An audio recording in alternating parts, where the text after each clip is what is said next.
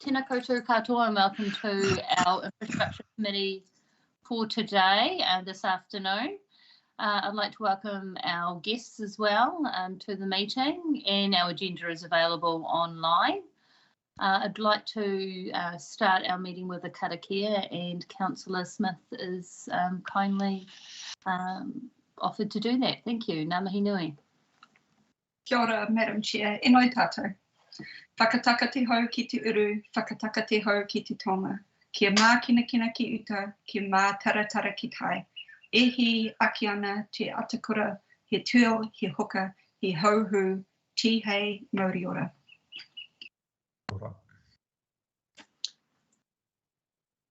Kia ora, Councillor Smith. Thank you for that karakia to open up our meeting.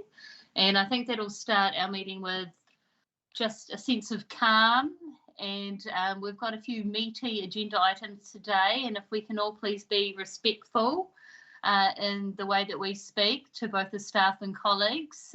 Also, we have 3 deputations today, 2 from the members of the public about separate issues that mainly pertain to connections policies and area of benefit for connection to primarily sewerage and how that relates to our asset management at our council.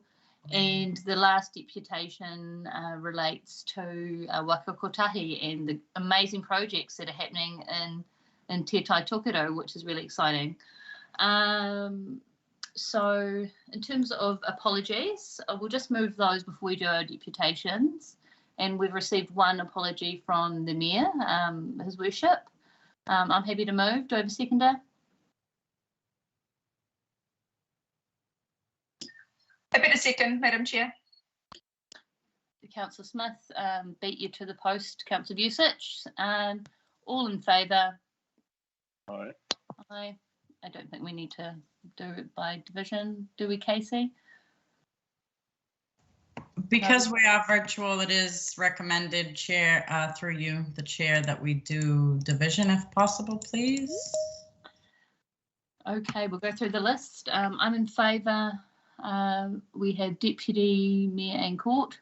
In favour. Councillor Collard.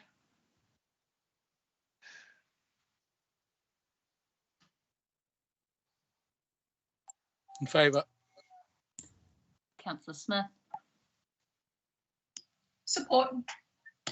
Councillor Stratford. Aye. Councillor Vucic. Aye. Member Edmonds. Aye. And Member Gardner. Support. Excellent. Thank you.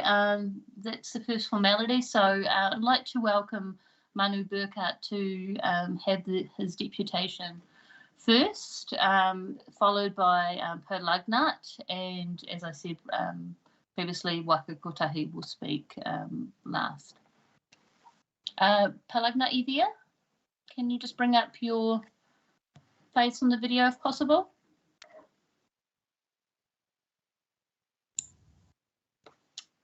Kia ora, Per. You're just on mute. Can you see me there?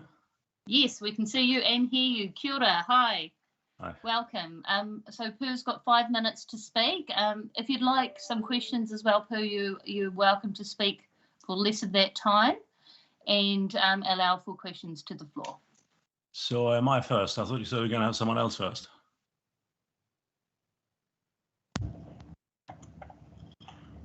You're on mute, Chair. Are you there?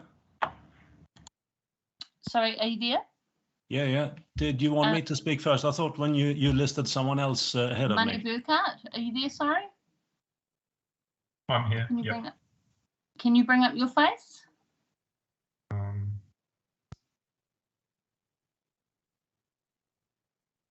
I don't know how I've got my video on. Well, that's okay. We'll allow you to check over your technical difficulties and Per can speak. So hopefully you have your video sorted in 5 minutes' time. Oh, okay. So thank you, am, Per. am I through? Am I on? Okay.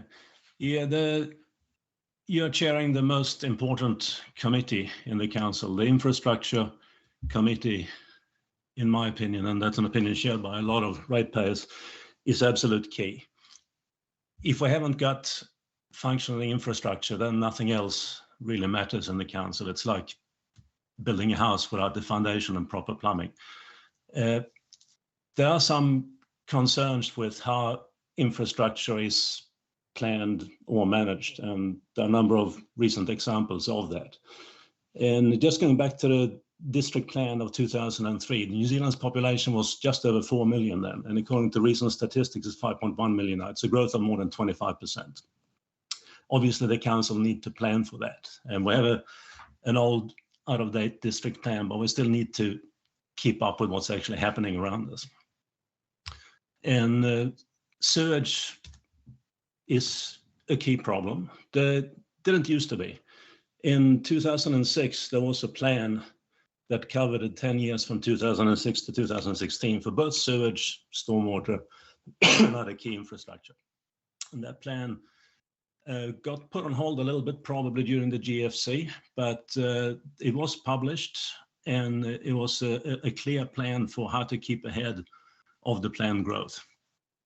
That doesn't seem to have been followed. And I don't know about the reasons for that. I'm certainly not accusing anyone of incompetence. So the reason why the plan doesn't seem to have been followed could be either that the infrastructure committee hasn't communicated the priorities clearly to the relevant managers, or that the relevant managers for some reason have decided not to follow those priorities. That's a discussion for another day. And I'm not here to complain about how it affects developers. That's the least of the problem, is how it affects developers. The problem is how it affects the communities. And we have a recent example in Aipara, where a year ago, Aipara effectively ran out of sections. So we decided to do an infill subdivision, use existing infrastructure that we put in place 15, 16 years ago. So starting before Christmas last year, we put a few sections on the market. We sold all 18 sections in 18 weeks. So there's clearly demand for that. This is a subdivision that encourages affordable housing. And I don't think anyone would say that we have an excess supply of affordable housing in the district. Many would agree that there is a shortage. So we make 18 sections available for that. And we have existing infrastructure. We put the roads in, we put the sewage in, stormwater, everything in place in 2005.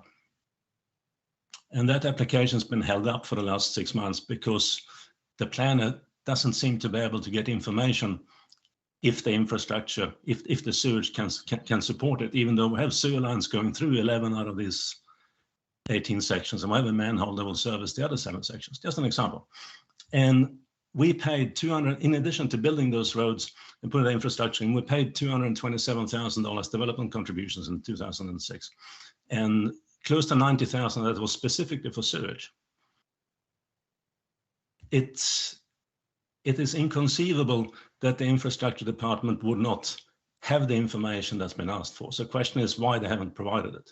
There's no way that the infrastructure department can pretend to maintain existing infrastructure without knowing what you've got. It's like driving a car from Kerikeri to Auckland, not looking at not having a petrol gauge, not knowing when you last filled up. So what's the sign for? My time up. So what 1 minute per? Okay, all right. Yes, so I have a lot of information that I've tried to make available to council staff over the years. And normally I've had pretty good response, but in recent years, there seems to have been a focus exclusively on Kerikeri, and everything north of Waipapa has been treated like an administrative inconvenience, but a good source of rate revenue. And I would like the committee to acknowledge the situation in the north, that there is a need for sensible development. There is a need for affordable housing, among other things. There's a need for a sensible place for retired people to live, among other things. There are very cost-effective solutions for sewage to increase the sewage capacity. I have a lot of information. I know that you have it. So it's a matter of getting some of that in place in a way. The council should really only need 1 or 2 policies to provide cost-effective infrastructure to the communities and enable sensible development, both economic development and other social development. That's probably my 5 minutes. Thanks for your time. Thank you, Per, and good timing, yes, and thank you for the matters that you bring into our committee. We don't have time for questions today, but I'm sure the elected members have noted the concerns that you've raised. I am always available, and there are many within the council who have both my phone number and my email. I'm always available because I have a history, like I was chairing the local ratepayers association for a number of years, and I've been on the school board and that sort of stuff. I actually care about this community. So if I can help you to get things moving, then I'm willing to do that. Thank you. We'll take this offline, and we've got Manu speaking next, but the staff have noted your concerns as well as elected members, and I'm sure that we're going to be having further conversations following this meeting. Sounds good to me. Thank you, Per. Thanks for your time. So Manu, are you there? Can we just try your video? Yep, I'm here. I'm just trying to spotlight my video. Can you see it? We can see an MB. Okay, hold on. Just the video's not turned on, like the camera. Well, that's okay. If you can't turn that on, we won't use up the valuable meeting time. We can hear you clearly. We just can't see your face. All right, sorry about that. Yes, so you've got 5 minutes, and if you'd like to have questions, please do allow within that 5-minute time frame for time for questions to the floor. Kia ora koutou. Manu Burkhardt McRae, Managing Director and owner of the FNR Group, which includes Far North Roading. We're a reasonably large local employer these days and deliver a lot of civil and building infrastructure in the Far North District. We've also, of late, been doing a fair bit of land development in the Kaitaia area. Just about completed a subdivision on Whangatane Drive, which is in industrial sections. And we've recently purchased what used to be the toll yard on North Road, and with the purpose or the intention of developing that as a industrial sort of like industrial commercial subdivision. So we're just going through the resource consent process for that at the moment. And like Per mentioned, with all the land that we've developed, we've had a lot of demand for the sections. Our Whangatane Drive development, all of those sections have been sold off the plans. In the toll development, we've got a number of interested parties, including placemakers who have basically contracted us to build them a new branch there on about 1 hectare of that land. So, you know, it's a Fletcher company, so they see the growth and the potential in the Far North, and they're willing to invest their money and time and energy into the community, which is good. And we've got other companies that are also interested in being in that location. As part of the pre-application sort of process before we submit for our consent, we found that the section which is zoned industrial, it's about 4 hectares in total, isn't within the current area of benefit of the Kaitaia sewage scheme, which is a bit of a surprise to us because that didn't come up when we did our due diligence prior to purchasing the property. And now potentially if that situation persists, we'll have to completely change the development, make the sections larger, and look to do site-based sewage treatment and disposal, which really limits the types of businesses or industries that would be interested in basing themselves in that subdivision. The existing toll buildings are sewered, and there's a sewer main running right through the property to the north to the Whangatane Drive pump station.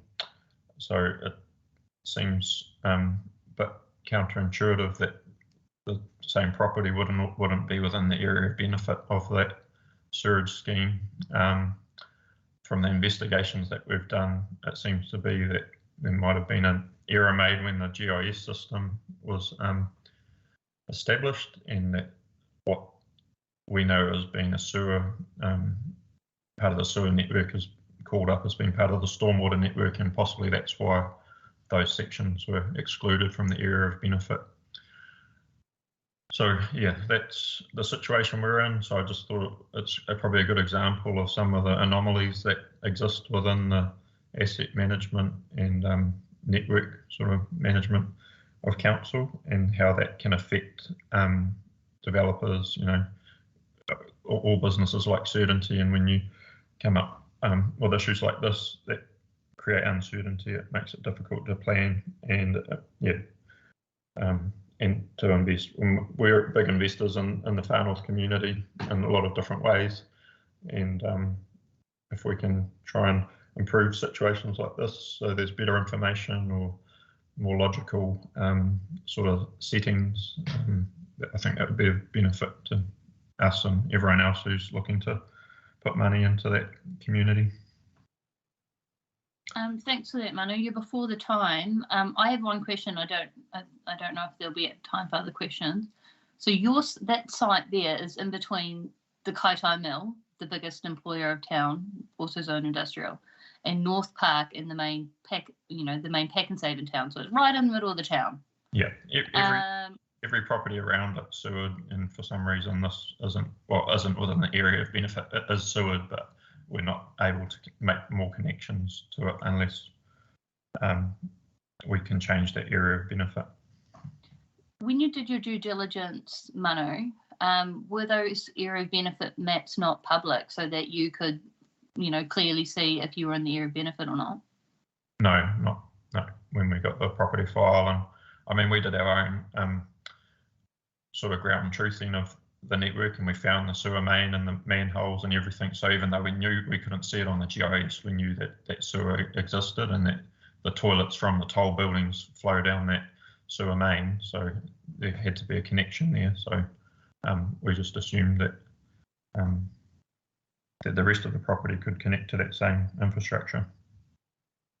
Okay, thank you for that information, Manu. And as I said to Per, the elected members have heard you today, and thank you, for answering my questions today. We'll take this offline. The staff are aware of your concerns. I'm certainly surprised that a site with a sewer main running right through it in the middle of town isn't in an area of benefit, but we can get further information from the staff about that. Okay, thank you. Thanks for your time. Thank you, Manu. We have Waka Kotahi next, and I'll just get them to bring up their video. Kerry? Kia ora, Kerry, you're just on mute. Kia ora, how's everybody? Hi, kia ora, Kerry. We've allocated 10 minutes Okay. for your deputation today. If the elected members want to save any questions to the end of the presentation, hopefully we'll have time for some questions, because we've got some big road lovers here in our group. Okay, unfortunately, just 20 minutes ago, I had some bad news, and the person who was actually going to be running this deputation, Catherine, who's the project manager for the Kyle Bridge, which was the main part, has been called away by family emergency. So I'm going to suggest, Madam Chair, that perhaps we just run through quickly the other projects that we were going to talk about, because I don't have the detailed knowledge of the construction process for the Kyle Bridge that Catherine was going to go through. Does that, and then perhaps we can come back in February, if that sounds okay? Okay, cool. I will just give you a heads up around traffic impacts for the construction has started at Kyle, so it's going to be for the better part of 2 years while we work. It's going to be controlled traffic over the bridge. However, during this holiday period, then we'll be out of there, so there'll be two-way traffic the whole way through. But we can give a little bit more detail around that in February. So we'll just skip ahead. So the other project, there's two other bits that I just wanted to cover today. We're just working through feasibility on a safety improvements project that's looking at the corridor on State Highway 10 from Kaiō down to Pakaraka. This is part of the Road to Zero program that I'm sure you're all aware of. Just looking at simple safety improvements that can help save lives. We're just in feasibility at the moment. So we don't have funding. That process is due to be finished in February, and then we'll look to seek funding from there. But I have Laura Devcich from WSP here, who's just going to run through what we're thinking about at the moment. Laura, are you here? I am. Okay. Tēnā koutou, everyone. So WSP, I work for WSP. My name is Laura Devcich. The design manager for Wokokatahi, putting together the feasibility design for this project. So as Kerry's alluded to, the project runs from the Pakaraka turnoff off State Highway 1 up to Kaiō. And it's basically that corridor. The SIP program, which is the Safety Improvements Program, is a national program. Its sole purpose is to save lives. And they have a target of 160 lives a year that they want to save across the country per annum with these safety improvements. One of the main crash types which causes fatalities and serious injuries is either a head-on or a run-off road to the left or to the right. So therefore the main treatment that people are proposing as part of this program, and it's pretty much exclusively the treatment that this program is putting forward, is barrier.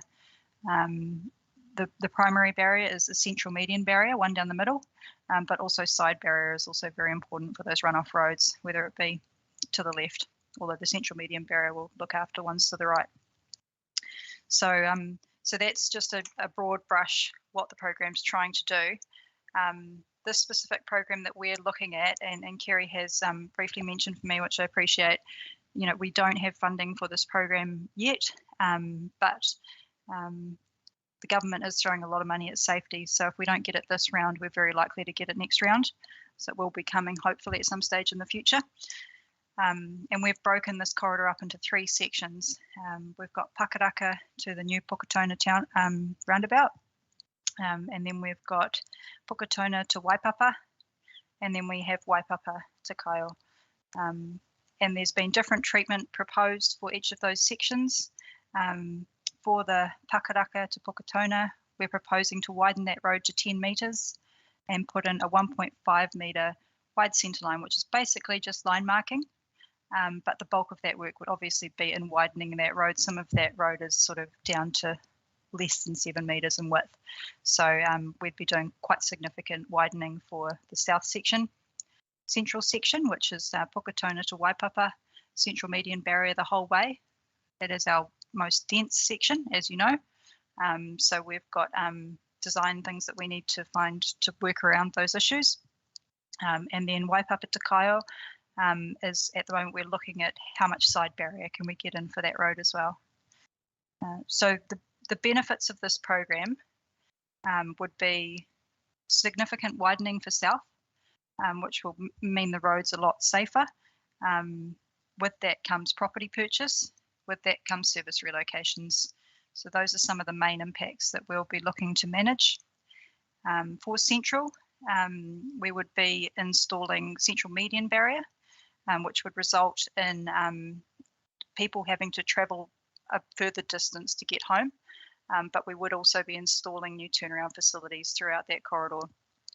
So in particular, we're looking at a roundabout for Waimari North. So that would be something that would probably be seen as a benefit by the community. Timeframes for this, if we do get funding. I'll just cut in there. Sorry, Laura means that the where Waimari Road comes out onto State Highway 10. Yeah. So if we did get funding in February, then we would be doing detailed design next year, and we would probably be moving into construction in 2023. But we don't have complete certainty around that just yet, but we will know soon. I think I'll stop there. Cool. All right, and I'll just quickly run through the next bit, and then if anyone has any questions, if we have time, we'll do that. So some of you will be aware that we did some engagement around speed reviews for Northland last year. So this is just a little heads up to let you know that we have decided to go ahead with all 11 corridors, so 9 in Northland and 2 in north of Auckland, with reviewing speeds on all those corridors that we engaged on. It's looking like public consultation on those will go ahead in mid-February. And so we're just finalising our proposals now. Yeah, that's it really. It's just to let you know. And so Casey has my email address if anyone has any questions that we don't have time for, but or I don't have the answer to right now. But please let me know if there's anything you would like to know.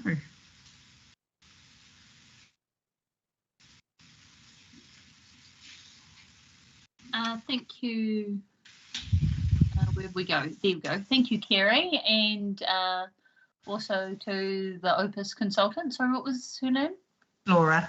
Laura. Thank you, Laura. I can't see your face anymore. And thank you for that. Rachel's got her hand up.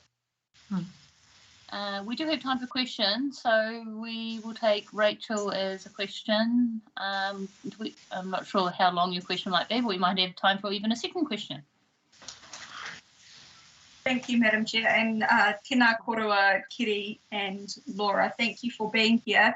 Ever the opportunist, unfortunately, my question is not directly related to your presentation, but ongoing concern that I am hearing, and I know a lot of us are hearing, is the middle ground that we seem to have found in terms of operational maintenance of capital works projects that Waka Kotahi is undertaking, and then really not knowing whose job it is to maintain those going forward. And it's awesome to see more capital investment coming into Northland with these projects. But I just want to flag my concern, and I would be really keen to continue this conversation around how we get a more sustainable partnership in terms of making sure that these assets are maintained. A really good example is our roundabouts, the amazing effort that mana whenua especially have put into ensuring that the identity is flowing into these projects, and I really want to commend Waka Kotahi on that, but paying respect to that going forward and ensuring that we are looking after that in whatever way possible. So I just wanted to flag that. I don't know if you've got any commentary now or whether that's an ongoing conversation. It is one that we have been having with Steve Mutton, but I'm just concerned that we're not finding that middle ground between FNDC and Waka Kotahi. Thank you. Thanks, Rachel. I haven't been privy to those conversations. Andy may know a little bit more about that operational side. I'm not sure, but I will flag that up to Steve and to Jackie and Corvus and our team as well. Thank you. We've got Andy, who I think would like to comment, and also Calvin from the NTA. At this point, it's probably worth just letting Calvin talk. He'll be more knowledgeable than I am. Through the chair, thank you for that, Andy. Just an update on that, Councillor Smith. We have an initial meeting with Waka Kotahi on Friday of this week to discuss the process moving forward on developing a regional MOU understanding for those types of responsibilities. So that's been something that's been has been dragging along for quite some time, and we're kicking off that project on Friday. We hope over the coming months we're trying to get a regional perspective and agreement on the approach, and then each district will have specific requirements. What we're looking at is actually something that Waka Kotahi have developed in Wellington, which is a GIS overlay which clearly states each portion of the road whose responsibility, whether it's parks, roading, Waka Kotahi's in terms of maintenance moving forward. And then we'll obviously have to agree the funding regimes that go with those things as part of the process. Thanks for that update, Calvin. Thank you very much, and thank you for your questions and coming today. Waka kotahi. We welcome you to come back again, and we look forward to the update about the Kaio Bridge. Okay. That's really exciting. Thank you. Sounds great. Have a great Christmas in the meantime. Bye. Thank you. Thank you. That brings us to the end of our deputations today. Thank you for your time and your ears. Some really great matters brought up there that I'm sure our staff will follow up on. We have now got the confirmation of the minutes. I'm happy to move. Is there a seconder? Yes, I'll do that, Adele. Thank you, Adele. Any commentary matters you'd like to raise? No? Great. Okay, we'll just go to the vote. I'm in favour. Deputy Mayor Court. In favour. Councillor Collard. In favour. Councillor Smith. Aye. Councillor Stratford. Aye. Councillor Vusic. Aye. Member Edmonds. Aye. And Member Gardner. Aye. Excellent. Great. Well, we're straight into our reports. Item 5.1. Eastern Ward tree removals request. I think that there are other members at the table today, being Community Board as well as councillors that will know far more about this item than I. I'll also note that Belinda Ward, Member Ward, is also with us here. I can't see her face, but I've been told that she's online. You there, Belinda? Yes, thank you, Madam Chair. I'm here. I think Member Ward isn't part of our committee, but I'm happy to grant her speaking rights today. She does have background to this paper, so I'll be allowing her to speak to this item today. Thank you for your attendance, Belinda. Thank you. Is there a mover? Happy to move, Madam Chair. Councillor Smith. Do we have a seconder? Yeah, I'll second Collard. Certainly. I think Councillor Collard beat you to that, Councillor Stratford. And we'll open the floor with Councillor Smith. However, if Councillor Smith, you would like Belinda to speak first, that's at your discretion. Madam Chair, I'd just like to know if staff would like to speak to the report before we open the floor to questions and debate. Thank you, Councillor Smith. Andy, is there a specialist staff member about this particular report, or? Madam Chair, we do have Rob Stewart online who can answer detailed questions, but I would like to take the report as being read, noting that we're looking for approval to go ahead with two aspects of the work that went to the community board, with the Kerry Sports Fields work put on hold for pending further work by Rob around boundary identification, whether there are any contributions from local residents to support the work, and ongoing consultation prior to that, going back to the community board for further consideration and hence back through this committee next year. So really it's probably just appropriate for elected members to ask any questions they have, and I'll just ask Rob or Helen to step in to answer those, please. Thank you. I can't see Rob there, but I'll take the agenda item as our General Manager, Andy Finch, is detailed. Councillor Smith, if you can speak to the item, and with any questions, we can go through Andy to address those to staff accordingly. Thank you, Madam Chair. I would just like to support the recommendation in front of us today. I acknowledge that it's a big chunk of money to deal with some trees, but I think these trees in particular have been identified. They are a significant risk. When I speak to item A, that is across the road from my house. I frequent that walking track on a daily basis, so I'm fairly familiar with those trees. Speaking to the neighbours around that reserve, a lot of support for the removal, noting the health and safety risk and the concern with the health of those trees in particular. They are also on the edge of the Te Araroa Trail, which is a highly frequented trail, and it is well used throughout the year by local walkers. So I'm in full support of A. B, I would just like to raise how incredibly important I believe that the removal of these trees are.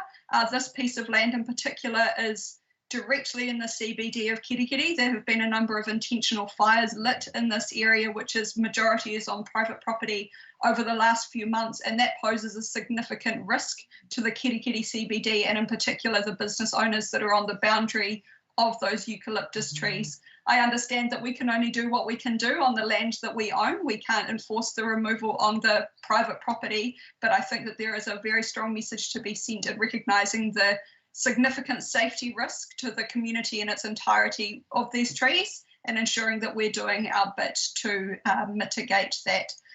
I would just like to raise, especially on the back of a comment that Councillor Court made this morning around delegations, and I'd like to question whether or not this is a decision that needs to go to Council, acknowledging the huge number of Council decisions that we're making. I recognise that this is an anomaly with our delegations, but I'd like to think that we learn from this and look at how we can ensure that we don't have to send decisions of this level to Council going forward.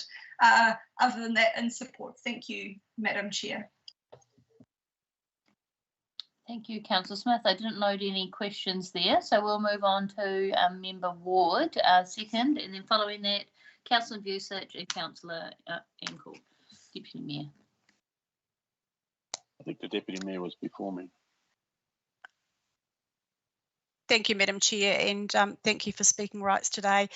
Just wanted to hear the Community Board's views on this, which are not quite captured in the resolution.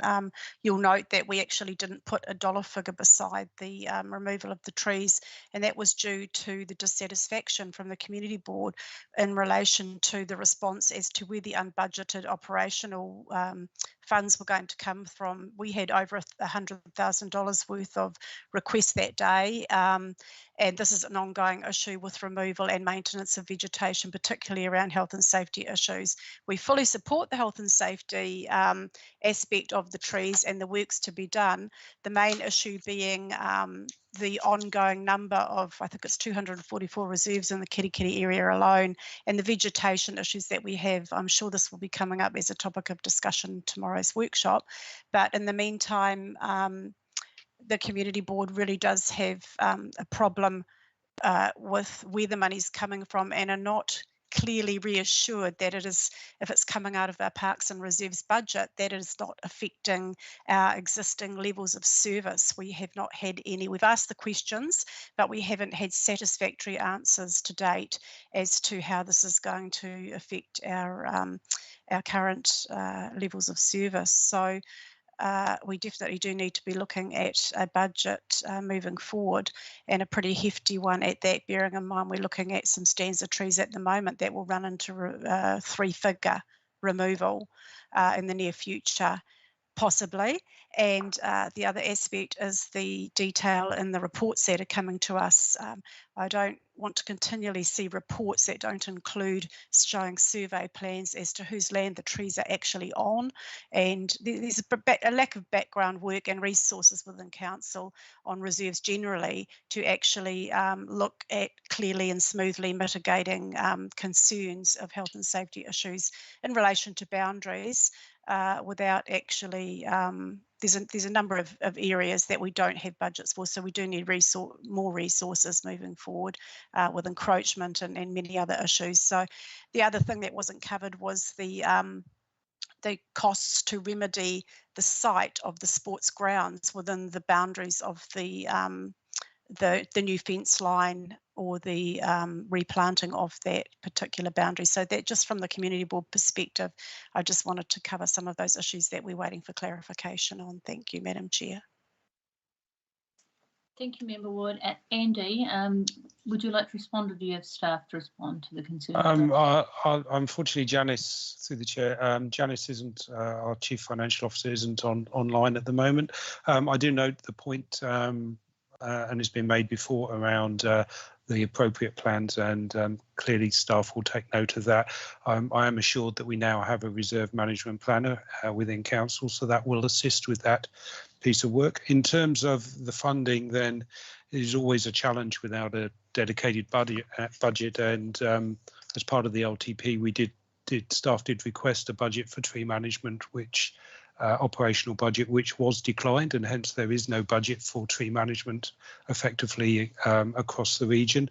You are quite correct that we will be looking at that as part of the OPEX rating considerations tomorrow, and elected members have the opportunity to put a tree management budget into the annual plan for next year, probably not looking at the three-figure sums that Councillor Ward or Member Ward has identified, so that might be a bit of a challenge. In terms of where the money for this does come from, Janice has assured me she will trawl the inner sanctum of her operational budgets to scrape out as much as she possibly can from possible underspends.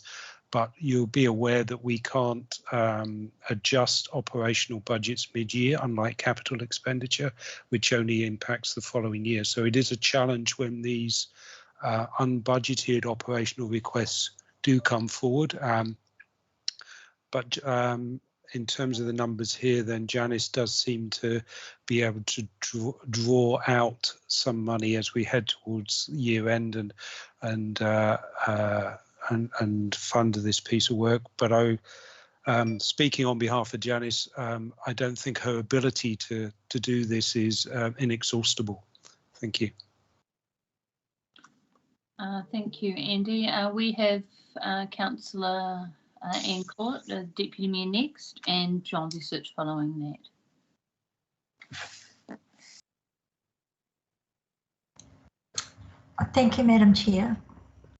Following on from the comments that my colleagues have raised, which are largely what I had noted down, I wanted to know why the Community Board did not support the recommendation and have boomeranged this through infrastructure. So that's now been answered. Thank you very much. I was unclear why we had unbudgeted expenditure for this, why we didn't have a budget for tree removal. So thank you for reminding me, Mr. Finch. And my third question was, why do we delegate authority to the Community Board and then don't give them any money to do the task? That just seemed a bit nonsensical to me. So I wanted to pursue that. Thank Member Ward for raising the survey plans. I think that's incredibly important that we identify whose responsibility these trees are. Having just had some trees removed, it is an incredibly expensive business. I think worse than cutting the tree down was cleaning up the mess. So one of the things I want to know is, are we going to have a clean site when we're done? Because I don't want to see a big pile of gum branches left there for some enthusiastic local to use as a bonfire come Guy Fawkes night. That would have tragic consequences. It's not part of this resolution, but I did note that the Community Board, in considering the matter of the trees on the sports site, have recommended a 1.8 high wooden paling fence, the cost of which is $45,000, which seems to be included in the $60,000. Under the Fencing Act, the adjoining neighbours are required to pay half. So I would like some governance comfort that that is being pursued and the ratepayer is not considered to be the cash cow that will be paying for the fence because the neighbours can't or won't contribute. We need to be fair to the people that pay the rates to make sure that we're not providing betterment for somebody else's property. That's incredibly important. And my final point is that we have an awful lot of trees. And it's so easy to throw the Health and Safety Act in the air and say, you know, hellfire and brimstone will rain down upon your head if you do not remove all of these trees. Andy's quite correct. Whatever budget we bring forward will be modest and there will be significant calls upon that budget. So at the risk of adding to the chief executive's workload, which I'm really mindful is just off the charts at the moment. We do need a triaging system so we can identify what trees are critical and therefore need to come out, what trees are aesthetic and the neighbours just don't like them. So it's part of the arborist report. And of course, they're in the business of telling you the trees that are a disaster and they need to come out because there's money in it for them. But we do need to put a sense check across this and make sure that there is a real risk to health and safety, and we take the right trees out at the right time in the right order. Thank you, Madam Chair. Thank you to our Deputy Mayor and Court. Andy, do you or your staff have a response to those? I'll let, as we have Rob online, I'm going to just give him a 30 seconds notice that I'm going to just ask him to talk about the site when it's left, so he's has time to collect his thoughts, and also perhaps around triaging the priorities. But certainly where we are at the moment, and as Councillor Call has identified, that we do get our biologist tree expert reports. Polly's got my tongue in a tie. Arborist reports, and clearly the priorities we're putting forward at the moment are related around health and safety. So we're not doing at the moment any, if any, work that's associated below a health and safety lens. With that, I'll probably just ask Rob to see if he wishes to say a few words. Robbie there? Yeah, hi all. Yes, yeah, happy to say a few words. So yeah, when it responds to the arborist reports, we do get reports and we do operate off a priority basis where it's the health and safety risks that are looked at in the first instance, and anything over and above that is basically tabled for note, but doesn't get prioritised. There are some arborists, particularly a Auckland-based company that uses quite a significant risk-based assessment, which can be utilised, but unfortunately we don't have that available in any of our local arborists at this stage, and we utilise that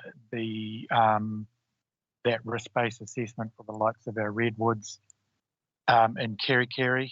They're under notice at the moment, and also the historical ficus tree in Russell. When it comes to the cleanup of the site, the access is an issue on both of the sites in question at the moment. So the Waitokara Drive, we have access issues there, so we will be the tidy up will be definitely part of this costings, but we will not be able to remove everything from site. We will try and place it neatly along the inside the current tree line as it stands, but we can't actually physically remove it from site, and it essentially the same for ferry pools. So there is the allowance within the prices to keep the sites as tidy as we can, but unfortunately we cannot remove it all.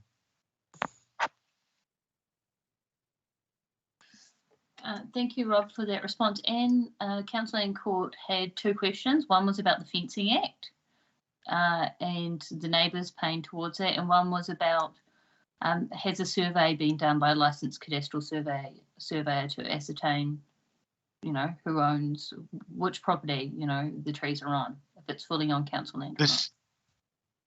The survey has been requested, so I'm waiting for confirmation of when that survey will be completed, but I'm expecting that to be within the next couple of weeks. So that will determine the location of the boundaries, and then the fencing contribution and act will be adhered to. So we will be looking at discussions with the property owners to ascertain their level of contribution towards any fencing that we do. Thank you, Rob. But at this stage, nothing has been consulted with them. Yeah, thank you, Rob. The Fencing Act sets out their requirements by legislation as to what they need to contribute. So you don't need to ask them necessarily, but it's always good to speak to your neighbours. So, Councillor John Busich. Yeah, thank you, Madam Chair. I had some similar questions. I don't think it was fully answered. And I would have thought that these trees, gum trees, are known for their risk. And certainly a lot of urban areas in Kerikeri have gum trees. I'm assuming that they're fairly mature trees because that's where the risk starts to occur. So, and therefore, we're looking at a total of 37K of unbudgeted. I understand that this report is looking at recommending to council. Question I've got is why wasn't this identified before? And the project therefore have been recognised. So I don't think there's a clear answer on that. The second thing is, have you looked at if they are mature logs? I do know not too far down the road there are people that do take, a company that does take gum trees because they make great decking timber and various things and great firewood. So I would have thought you might want to look at a forestry salute foresters that come along and do the job. And remember, we did that in Kaikai, turn what was going to be a reasonably bigger cost than this to remove pine trees into over 100K of profit. Bigger area probably, but you might find you can save some costs there if there's somebody that's interested in taking those trees and cleaning up the site. The fence, I would have thought that was not the agenda item, but I see there's reference to fencing on other matters there. And that, of course, is determined by who owns the trees or not, which I thought would have been done before we got this report on the table. Thank you. I concur with your last point there, John Busich. However, can the staff please respond to Councillor Busich's question about the foresters? There's been a suggestion in the chat about non-qualified tree people doing the works, and I doubt health and safety would allow for that, but foresters, is a viable option. Can the staff respond? Through the chair, I'll speak for Rob. I think we'll look at if there are opportunities for local businesses, stroke organisations to be able to take the logs. We do that. We will do that piece of work.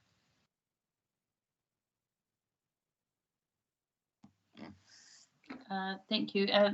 Councillor Busich, you still have your hand up. Did you have a point of clarification about that question, or? I thought I took it down. Just my first question, and this is probably aimed at the chair, Belinda. Can we identify projects re the community plans in advance? Because you've got a lot of trees around the place. I like, the Councillor Court's suggestion that if the task has been delegated to the community boards, then let's put some funding to it as well. Thank you. Thank you, Councillor Busich. I'll allow Member Ward to respond, and then we have Councillor Stratford. Thank you, Madam Chair. Yes, Councillor Busich, we actually suggested the Kirikiri Men's Shed, which is very close and central to all of these three sites in question. And of course, they also deliver firewood and assist. There's various people that can be identified in the community to deliver firewood. And in the first instance, I would imagine with any reasonable trees that they are perhaps, if they're the right species, that they be offered to iwi in the first instance for any carving projects or power in the area. Thank you.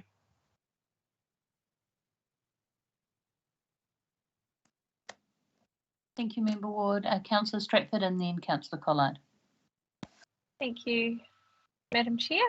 I just wanted to say that I support this, but note that there has previously been budget for tree removal for health and safety measures, and I don't believe we've removed any funding from from the LTP over the last 3 LTPs. It's just that we require more to manage the amount of trees that are on our increasing number of reserves.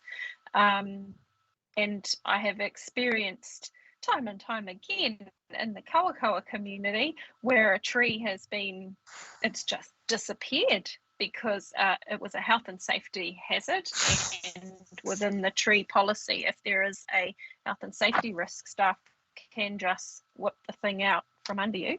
And so, yeah, I found this report quite interesting, that, and I felt encouraged that it's actually gone to the community board for comment prior to removal, because there's a few things that can upset community members in our district. Trees is one of them, dogs, and we can add SNAs. Yeah. Yes, thank you.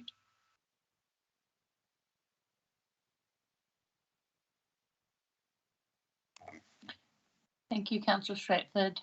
Councillor Collard, and then we'll have the right of reply from Councillor Smith.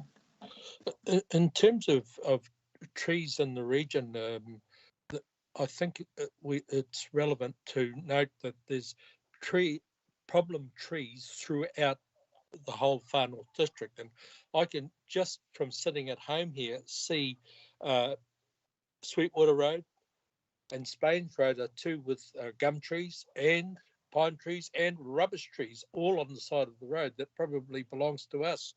Paparuri Road's another one, all problem times. So definitely budget is required for health and safety, because weather events will dictate whether they're safe or not, because they'll be on the road next, and hopefully nobody will be under the buggers.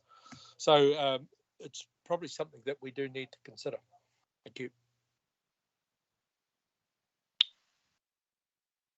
Thank you, Councillor Collard. Andy, would you like to respond to that point raised by Councillor Collard? Yes, through you, Madam Chair. I think we need to draw the distinction between trees in the road reserve and trees that are generally on district facilities land. Trees in the road reserve do have budget within the maintenance and operational budget, and Calvin may be able to add to that. And clearly they remove those as needed. Trees generally in district facilities areas or parks and reserves and walkways are reliant on a separate budget for that piece of work. And I know it's an accounting anomaly that there are two separate budgets, but that's how the systems and budgets have been set up. So I do get the point around road reserve trees do tend to disappear overnight. When there's an urgent health and safety issue, it becomes more challenging for those on parks, reserves and walkways. Thank you. Thank you, Andy. I had one question. I don't really need to speak in detail. The question is, what will happen if we don't approve this today? If we don't approve this unbudgeted expenditure? Through the chair, the ultimate sanction would be if the tree fell down and injured somebody, then Sean would probably find himself in court. Okay, I'm not sure why this has to come to our committee then, because he has delegation covering this amount. It's not just our committee, it's going to be recommended to council. Is there a response from you about that, Sean, considering you're at risk, as Andy has highlighted? Look, I think this is the sort of thing that's within my delegation for unbudgeted expenditure, and therefore we could just do this quietly. But I think political support for what is difficult for us, and that is cutting our cloth to suit at the beginning of the planning process and then having to break our own rules to do the necessary work that we took off the table. I don't think there's a need for anything really tense here, just good, healthy transparency around the little bits of exceptionalism that we have to exercise when we had what we thought was a reasonably good direction to keep our workloads normal. I would like to see councillors just tick the box today to say, get on with it. I think the discussion's been worth having, and therefore I commend Andy for putting this on the agenda, but I don't see any reason to make this more complicated or protracted than it is, with your support. Thank you to our CEO, Sean. Councillor Smith, do you have a right of reply, or can we just proceed to the vote?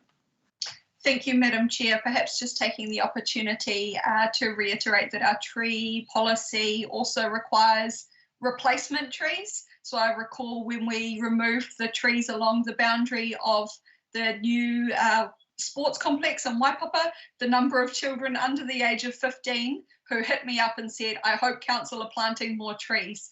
So I just wanted to take the opportunity to reiterate that, and I hope that there will be involvement at a community board level with the projects that they've got going on to understand the best place to put those trees, and also ensure that we're not planting more gum trees that are going to grow to the 50+ metres that these ones currently are. Thank you, Madam Chair. Thank you, Casey. If you can bring up our voting by delegation, by division. So I'm in favour. Deputy Mayor and Court? In favour. Councillor Collard? Favour. Councillor Smith? Support. Councillor Stratford? Aye. Councillor Vusic? Aye. Member Edmonds? Aye. And Member Gardner? Support. Thank you for that. I do note this recommendation is to go to council, so I'm not sure why we need to go that far, but we can bring that offline with our CEO.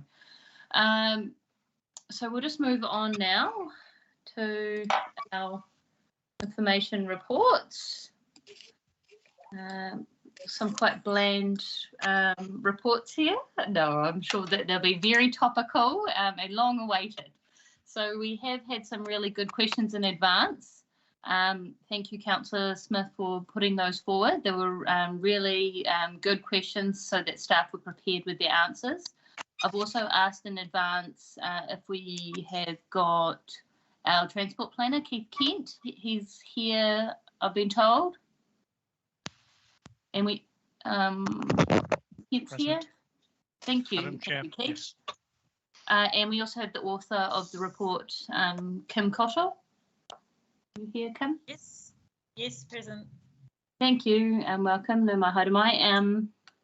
And so, do we have a mover for this long-awaited report?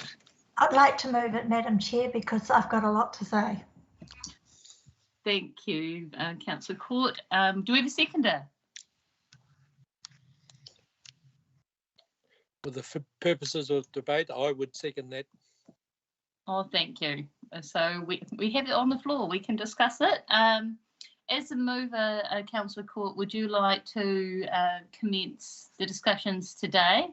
And we may also have some questions for the staff. Andy, would you like to speak to this before Councillor Court and or Kim or Keith, if you'd like to defer to them? Through you, Madam Chair, thank you for that opportunity. I think after trees, this should be a relatively easy paper, but it does cover some really significant issues that are pertinent to not just Kerikeri, but ultimately for the whole of the Far North. The paper was requested by elected members as part of a resolution, and we would just remind elected members that the scope and content of the paper was agreed in advance, so we're aligning to that. In terms of where we are, I will just ask Kim if she wants to say a few words by introduction, just to outline where a summary of the paper. Thank you, Kim. Thank you, Mr. Finch. I'll just go over a brief overview and then open it as per Madam Chair. So the purpose of this report, is an information report, was to inform the councillors of the progress towards an integrated transport and urban form approach for the wider Kerikeri Waipapa area. So just to go back a step, since the investigations in the early 2000s, there has been high population and traffic forecast growth for the Kerikeri Waipapa area. But what was found was that after repeated reviews of the traffic figures, that both the population growth and the traffic growth was actually slower than forecast, which has postponed the need for congestion relief measures such as, for example, the Kirikiri CBD bypass. In the meantime, since these original, the structure plan in 2007, there has been a sea change approach to transport investment from a focus on roads and private vehicles and focusing on increasing vehicle throughput or building new roads to a more holistic approach, looking at community well-being and livability and considering all modes of transport within that approach. And within that comes a focus on mode shift or moving people out of their vehicles into alternative modes such as walking, cycling, shared transport.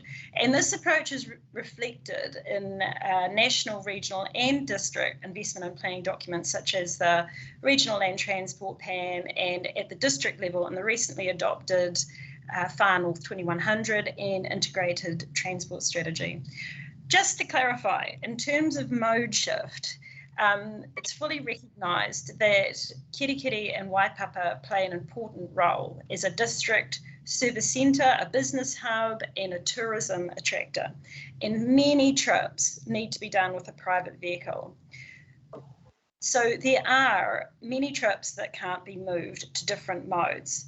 However, there are trips in peak times, probably the key ones that perhaps create some of the congestions, such as before or after school or work, that could be investigated. And in terms of mode shift for Kirikiri Waipapa, those are the kind of key areas that could be investigated. Excuse me. They could be investigated for different modes of transport. And it's also within that wider framework of livability and well-being, it's also recognises that moving people out of their cars also provides wider benefits to the community. For example, decreasing emissions, health benefits, those kind of things. So just moving on to how this works within the wider framework. The FNDC Integrated Transport Strategy was adopted by Council in 2020. It aligns with the recently adopted Far North 2100 and follows the business case approach required by Waka Kotahi to ensure that projects would be eligible for National Land Transport funds. The Integrated Transport Strategy recommends that the Kirikiri Area Transport Network Plan business plan is a top priority for the district. This business case would review the existing information provided by the structure plans and transport reports, including existing proposals such as the Kirikiri CBD bypass, and consider it against the revised outcomes, the focused approach, transport modelling and land use scenarios. This business case approach provides an opportunity to reconsider the issues and options and triggers, by revising existing information and developing an up-to-date evidence base. So that would include traffic modelling with up-to-date land use scenarios that could then be used to assist and justify a program of activities aligning with external investments and required planning processes. Staff are currently working with Waka Kotahi to obtain funding for this business case. The report also presented an alternative scenario, just for information comparisons purposes, to the current work plan. That scenario would be to singularly focus on the Kirikiri CBD bypass as a key transport solution for the Kirikiri area. However, this single project approach is considered a high-risk option for council as the information and options justifying the function and form of the bypass are now out of date. Additional development has occurred along, excuse me, I have a frog, occurred along the route, which has likely changed the expected form of the corridor, and there's been no recent option analysis, planning or technical assessments or engagement to ensure that planning permissions can be obtained. Additionally, there has also been a large increase in compliance, planning and construction requirements over time, and this has resulted in a significant increase in project costs. A high-level estimate of the cost of just stage 1, which is Butler to Clark, of the CBD bypass is up from, I think, a previous estimated approximately 3 million to, at a very high level estimate, because we haven't done all the detailed work required, potentially more around 20 million. And it is likely to take 6 to 7 years to get through the legal requirements to actually construction, and that assuming no major holdups within the planning process. Additionally, as the business case process had not been followed for any stage of this project, should it be followed singularly, it would be ineligible for any external funding or ineligible for any NLTF funding. So just to conclude, the current approach, which is continuing with the Kirikiri Area Transport Network Plan business case, will align council with the existing investment and planning frameworks, develop an up-to-date integrated approach to transport and land use planning. It considers options and triggers and will reduce the potential for unexpected costs for council. I hope that is a summary. I know the report covers a lot, but there was quite a large scope within the requested scope within the report. Thank you, Kim. That is quite a lot of information. Well done, and thank you for the report. Andy, we don't have any other staff to speak to this item. Then we can move to elected members who might have some questions. I do note that a lot of what Kim has raised, I didn't necessarily read that in this report, so I'll be writing notes frantically. Through the chair. Sorry. Thank you, Madam Chair. I think we probably, I did ask Kim to give a potted summary of the information that was included in the attachment, and she's done that. So I think we're probably at a point, noting that this is an information as opposed to a decision report, that we can take questions. No, thank you very much for that. I did ask the staff about the total cost of the project, so that was really helpful, and the timeframes that Kim provided. Councillor Court. I'll just write a list of our approach. We've got Councillor Court, then Councillor Vusic. Thank you, Madam Chair, and I'm mindful I have 10 minutes. I am watching the clock, 2:12. Somebody shut me off if I go over time. And firstly, I want to apologise because I don't know how to turn that infernal bing bong off on the Outlook. I see, and it's just going to keep going all the way through. And if somebody knows how to turn that off, please let me know. The reason perhaps you're hearing a lot of stuff from Kim that's not in the report is with my roading portfolio hat on. I've had the privilege of about an hour with Kim and Andy and the NTA on this. And it was perhaps one of those conversations you all needed to be flies on the wall for. So Kim's come well prepared today, and I'm feeling quite proud of her. Even if I don't like anything she said, I'm still feeling really proud of you, Kim. So I just want to go right back to this lovely document. And right at the front, we talk about what our values are. And our values are proud and vibrant communities, prosperous communities, supported by a sustainable economy, communities that are healthy, safe, connected and sustainable, communities that are prepared, that are managed and treasured, and that we embrace all the members of our community with pride. So we go back, let's turn the clock back to 2020, which sits in Appendix 1. And just cast your eye over every stage this project has morphed through in 21 years. 21 years. And we're sitting here today and we're being told that we didn't follow the business case. The business case did not exist in its current model in 2020. The business case is a relatively new invention that's come into play in the last decade or so. We're told that there was no proper planning, and yet I've handed over an entire file box to the NTA of every single traffic report going back for over 2 decades starting with Victoria Araba, who used to work for us. All the reports that inform the annual plan, the long-term plan, the infrastructure plan, the traffic plan, the Kirikiri Waipapa structure plan, every single one of those steps had a report that justified this project, the bypass project. Every single one of those reports led to a resolution of council to start acquiring properties along this route for the purpose of alleviating congestion, for providing an alternative traffic route in the event that something happened. We've only got one road, remember, Kirikiri Road. We're not like Christchurch, we don't have the benefit of a grid pattern. If anything happened to that road, we didn't have an alternative choice. We needed to pedestrianise the CBD, and to this day, to this very day, there is no safe route through the CBD. There is no pedestrian route for a person to get from one end of Kirikiri to the other without jaywalking. Doesn't exist. One pedestrian crossing right in the middle of town.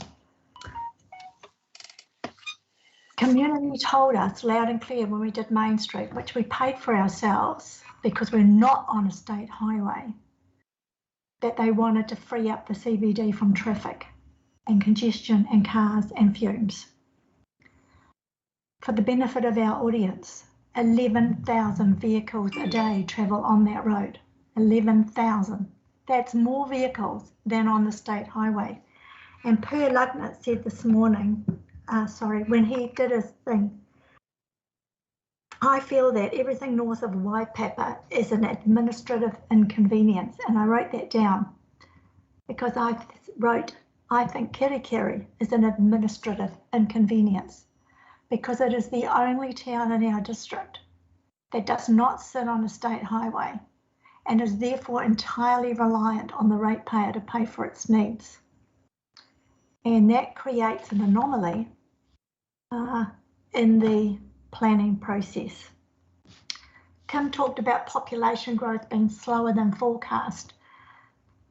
The population in Kirikiri is not the people that live in the census mesh block. And to demonstrate that point, in all the previous traffic reports that were undertaken, we retained school kids and all manner of people who sat on the footpath and did number plate surveys. They counted the cars that came in and out. They counted whether they turned left or right. They counted when they went into the CBD and when they came out of the CBD, so we knew how long they were in the CBD. And from that we know there's evidence there that the lion's share of people that are using Kirikiri on a daily basis are not the people that are counted in the mesh block. So relying on population statistics is absolutely flawed. When we put this through the roading portfolio, we talked about why we continue to rely on population. How do we fix an already non-functioning traffic system? And many of you will have experienced it. Last Christmas, the traffic stopped on the CBD bypass. To get to New World, you had to park your car somewhere past the retirement village, walk to the supermarket, walk back to your car with the trolley. We're talking hundreds of metres because nobody could get into the CBD. The traffic gridlocks at school, it gridlocks at 5 o'clock, and it quite often gridlocks at 8 o'clock in the morning. Let's assume the population doesn't matter. It already doesn't work. So population is a red herring. Why are we not using alternative measures like the length of the traffic jam, the cost of emissions, driver frustration, community aspiration, congestion, vehicle kilometres travelled? Why do we continually default to population? I'm running out of time, so I'm going to draw it to a close. The government policy direction will always change. At this current rate, we are not going to see a shovel in the ground for 7 years. Best case scenario, 7 years. We can't afford to wait on what Waka Kotahi decide is the best way to approach the CBD in Kirikiri. As a community, we need a definitive outcome. And in 7 years from now, I can tell you one thing, the funding model will have changed. The elected members that sit around the table will have changed. The community will have grown. It will be worse. We simply cannot continue to sit here and rely on some aspirational model that's coming out of Wellington that thinks we're all going to walk and cycle, that mothers are not going to drive their kids to school, that somehow we can have a car park on the outskirts of Kerikeri and everyone will park out there and catch a shuttle into town. It doesn't work that way. When I go into town, I'm always going to New World. This is how it works in the real world. I'm always carrying groceries. I'm carrying a suitcase. I'm carrying agendas. This is just the way people operate. We're not going to hike hundreds of meters to our vehicle if it's 30 degrees or it's raining. That's not how the real world works. Our disabled community can't work that way. Our elderly population can't work that way. And our children can't work that way. And no one should expect us to live our lives that way.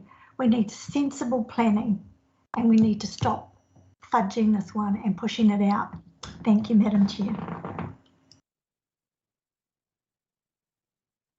Thank you, Councillor Court. We do realise there's quite a long legacy with the Kerikeri roading projects. I'm not sure if the staff can respond to all the matters raised there. I think their summary at the start was quite comprehensive. I will proceed with our other elected members to speak to this item. So far I have Councillor John Busick and then Member Edmonds and then Councillor Smith. Thank you, Madam Chair. Yeah, that was a passion plea, and I note the word community, so it applies to all of our communities, and similar arguments can actually be thrown there. Nevertheless, I do recognise the traffic needs, and this is, again, not unique to Kerikeri. Kerikeri has a structure plan, and this is an old structure plan and corridor, which was quite aspirational at the time, and that's what the report is saying. But as I understand, and someone can correct me, so I do have a question out of all of this, there is 2 entries into Kerikeri. There's through Waipapa, and there's a new roundabout, and then there's off the state highway. And if you look at the whole Kerikeri Waipapa area, which we are doing another structure plan, I would assume, and this is an information report only, so I'm not going to argue the whys or the wherefores of it, that's for appropriate time when we have actual figures, because there's certain budget constraints obviously they're going to exist. But just looking at the overall way we're going forward, I would assume that what we are going to do is we're going to do the structural plan and include all of these issues and bring them up to date. So that's number one question. If that's the case, then this report's quite good, but let's do that piece of work and let's cost it out, because there's a whole lot of property purchases and we'll look at all the green areas. And the other thing is think outside the square. I really do like the idea of looking at other modes and think outside the square. I was so radical at one stage to say, have we considered taking cars out of the CBD and using some of the many electric vehicles and just provide them free of charge to utilise, favouring bikes and foot traffic as other cities do, maybe even introduce a traffic congestion charge around the CBD, which Auckland is now talking about as well. All of those things are ways of getting funding and directing it where it's actually needed. High traffic counts means you can actually generate a significant amount of money and then pay for some of these things and plan it. But look, I'm very happy to continue down the line we're going, and that is doing the structure planning, new one, the refreshed one, and proceeding. Thank you. Thank you, Councillor Busick. We do, I note, have our spatial planner online here, just to talk about the overall spatial planning for Kerikeri Waipapa, which is the priority. Vishal, is he? I did see him. Through the chair, I can talk to this. Oh, Roger, great. Sorry, I can't see your circle. Thank you. So we've been working alongside Kim and Helen on this report. So I'm supporting them with the approach here, and we've also got them involved in the spatial plan, which we're calling a spatial plan now, or the structure plan review project, which is underway. We've had some initial internal workshops. We're heading to a workshop with key collaborative stakeholders and partners. We've got Ngāti Rā here involved as well in the project. So we are at the starting point of this project, but we are definitely including traffic in there.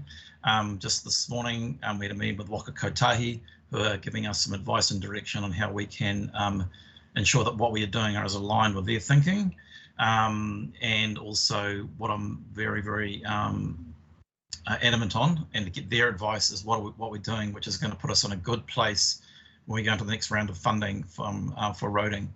So I know this is sort of like going back to some of the points that Councillor Quarters raised about central government direction, but I think taking their advice and direction, also MHUD's involved in that as well, and kind of, so we're dealing with all these quite significant issues, of which transportation is one, land use, and then also things like housing as well. So yes, we're doing it, and we're included in there, and as we travel along this path, we will continue to work with the infrastructure team on this. Roger, what's your time frame for that spatial planning, just to get an idea how that relates to this? What date will that be done? At the moment, we, as per the report that got put to the infrastructure, to the strategy committee, we had it by July to get it adopted, but because, well, I'm going to be reporting back on that soon and exactly how that's progressing. But at the moment, that's the target date. Thank you, Roger. Councillor Smith is to speak next. Thank you, Madam Chair, and I'd just like to apologise in advance to my colleagues. Today I won't be as articulate as perhaps I am, because my brain is definitely struggling to find a way forward with this report. Firstly, Kim, I'd like to thank you for the report. It's very, very elaborate. I have to admit that I had to read it 6 times to start getting my head around it, because it was so detail orientated, which I appreciate, but it did take a bit of translating. I just want to perhaps start with the way, and Councillor Vucic, you've touched on this council prides ourselves on our desire and our aspiration to be community-led. We have community plans that are adopted by community boards that we would then like to see flow into annual plan and long-term plan processes. Kirikiri and Waipapa do not have the benefit of a council-led community plan. They have never been given the opportunity, and so they responded to that a couple of years ago by getting together and doing their own community plan. The consultation was elaborate, and I recall being at the council meeting at the time where I was a community board member in Kaitaia the day that they presented their community plan to the council of the day, and the council of the day approved it and endorsed that plan. So I just wanted to take the opportunity, within that plan, there are 7 goals that they identified. The first one was to revitalise and preserve our vibrant village feel. That was the #1 goal that was identified by the community throughout their months of consultation with the community and the significant number of people they spoke to. They got into schools, they went to marae, you name it. Every time somebody told them they hadn't done enough, they got back out there and they did it themselves on volunteer time. Goal #2 is to promote effective planning, infrastructure and growth. And I think that following our conversations that we had this morning at Strategy and Policy, none of us would disagree with that one. Goal #3 is to create opportunities for all to thrive and prosper. 4 is to celebrate our unique bicultural and multicultural environment, to care for the well-being of our people, to restore and conserve our surroundings, and to build a culture of innovative, sustainable living. What strikes me with these goals is that none of them aren't aligned with the goals of Far North District Council. And I think that that's a tribute to us, that perhaps we are connected to our communities more than we get credit for some days. Flowing out of that process that the community undertook, they fed in heavily to the transport strategy. They were heavily engaged, and that was because of the #1 priority that the community had identified.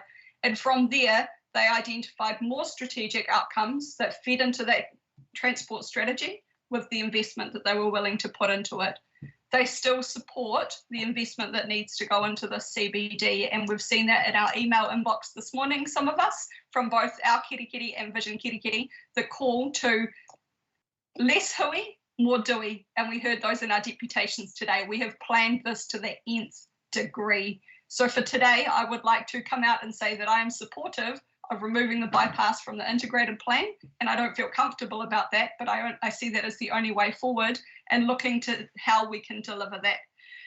I would like to touch on a couple of things. Councillor Vucic, you pointed out that we need to take cars out and really promote the active pedestrianisation and the active modes of transport. The community don't disagree with you. At the moment, there is no safe way to do that, and that's what they're asking to do. They're asking to have a safe way to provide alternative routes for cars so that there can be active promotion of transport within the CBD area.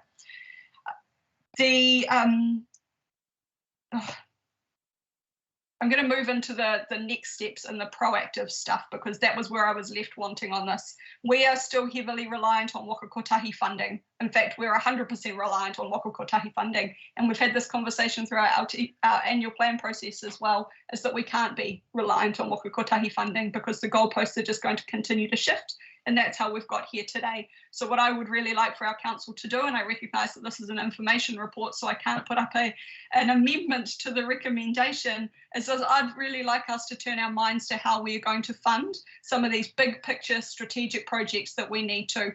Options such as central government funding, that is one option, but we need to get smarter about the way that we fund our projects and the way that we deliver our community outcomes for a long-term benefit. So I see that as being a really big piece of work that we need to look at doing. We talked about that with our financial strategy and our infrastructure strategy this morning at SPP. I had a question around the quick wins that were touched on in the report. I'm all for quick wins, and I note that the first one was to access Innovative Streets funding. Unfortunately, Kirikiri put in a very fantastic bid for Innovative Streets funding, but they were not successful from Waka Kotahi.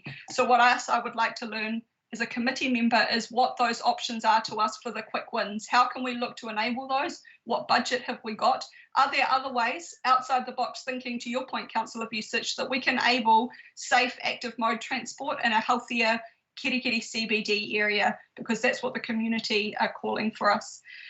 I would like, Madam Chair, for us to look at receiving a regular report back on this. This project is a significant project, and I think it would be realistic for governance to expect that we have a regular report back that touches on the conversations that are happening with Waka Kotahi right now around funding options to deliver this, and also some of those quick win options that we might have available to us and the community might have available to us as well. I'm not happy to just accept this report today because I feel like it's saying I'm okay with status quo, and that is the exact opposite of how I'm feeling right now. So I'm going to put that on the table, that I won't be accepting the report as a member. I would like for us to be proactive and to look at how we can enable these outcomes and outside the box thinking that doesn't necessarily just result in having to go and find $20 million tomorrow. So those are my points, Madam Chair. I think I'll leave it at that. Thank you. Thank you, Councillor Smith. We have our staff that would like to respond, and I have some questions following that. I can't see any other elected members with their hands raised, but if things come up, we can add you to the speaking list. We've been waiting a long time for this report to come to our committee. Thank you, Kim. Thank you, Madam Chair. I'd just like to clarify a couple of key points. The business case approach is required by Treasury, by central government, for any kind of funding. So following the business case approach is not just Waka Kotahi, that's everywhere. And this is the approach. Waka Kotahi have got their kind of template that you follow, but there is no avoiding the business case approach if you want to get funding from central government. Also, just to clarify, I'm not suggesting that proper planning wasn't done historically.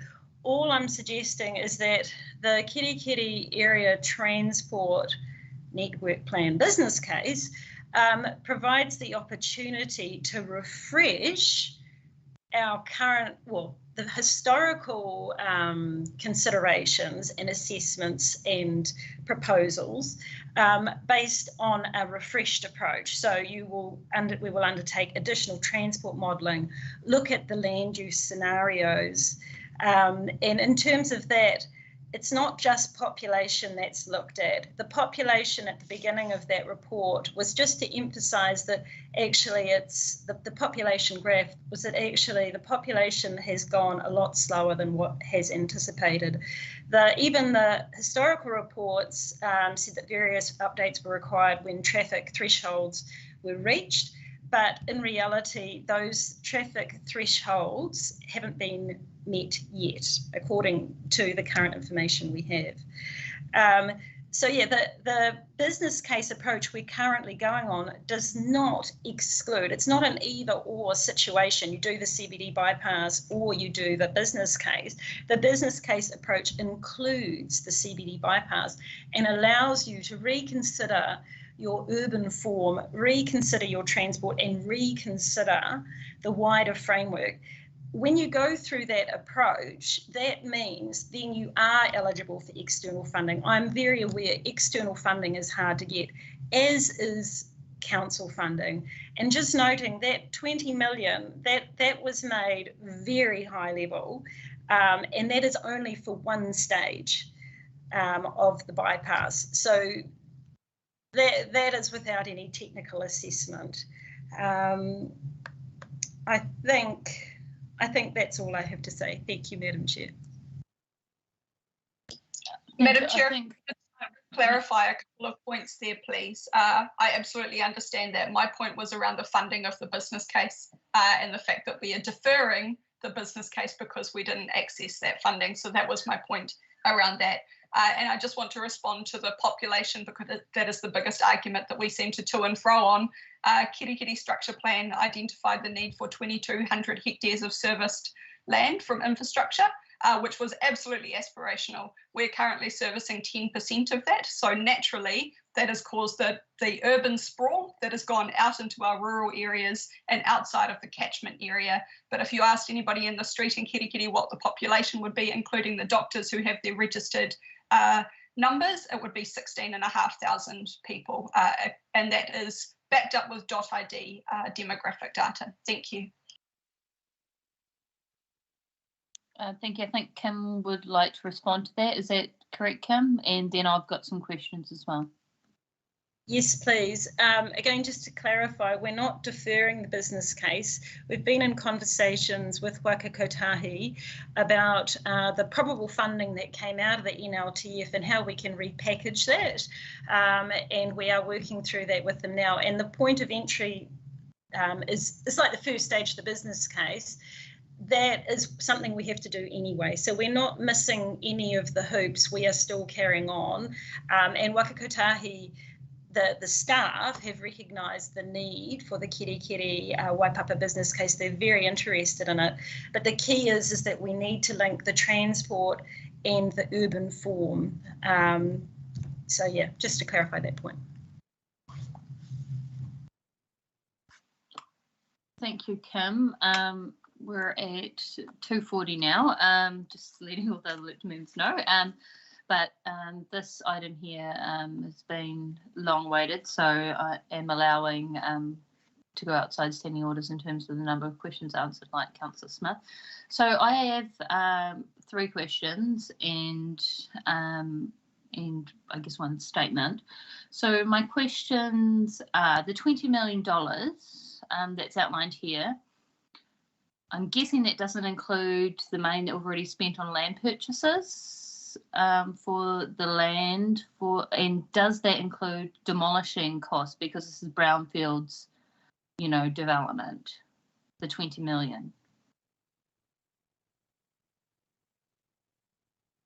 Sorry, the 20 million at this point in time is just high level. I wouldn't want to get into what it includes or excludes because there are so many risk factors involved in that and we haven't done the work. So apologies, it's just based on experience.